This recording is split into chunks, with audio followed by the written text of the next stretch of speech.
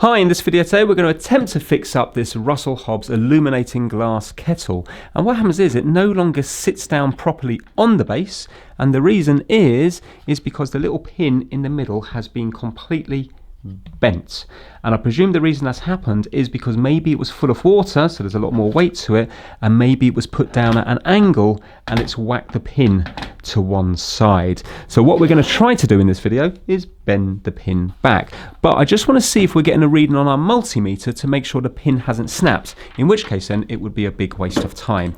Now if you have a look here, we're only actually going to register, hopefully if we go between the middle pin and this one here, we should be able to see the element on the inside when we put the switch down, the heating element when we put it down, but we're only going to be able to do it when we push this little button in here, because this is a little safety thing here that it will only work when it's on the base. So I need to push this down and I need to get my multimeter on these two here, and we're going to see if we go to ohms, so I'm on the ohm setting, whether we have anything. So I'm just going to get set up. It's going to be a little bit awkward.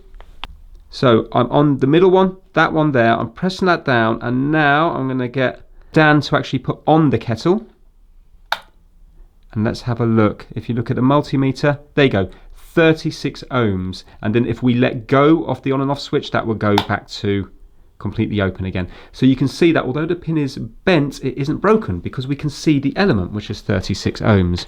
So I'm going to try to bend it back into the middle and then see if we still get a reading. If we still get a reading, this kettle should be working again. Now I've got two pliers here, so I'm just going to work out which one is the best to bend it. It's a little bit tight. I've got some long nose pliers here. I was thinking about applying heat to make it easier to bend. The problem is we're just going to end up burning the plastic. So we are just going to physically move this back into the middle. I'm not sure if this is just brass. I don't know what it's made out of, but that looks pretty good. So now let's do the multimeter trick again, and then we can add some water. If the multimeter works, then hopefully this is going to work. Excellent. Actually different ohm reading, but I might be just pressing down harder on my leads here. So yeah, hopefully that is going to work. So we're going to add some water and let's see if it starts boiling. Right, so it fits on now. You can see it fits on there nicely.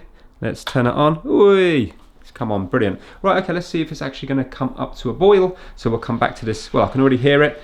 Let's come back in a minute or two.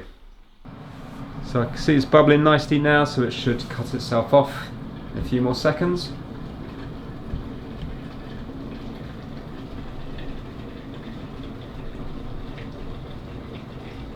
There we go. So there you go, a nice easy fix. Keep it out of landfill, and hopefully once we descale it, this kettle can get many more years of use. Thanks for watching.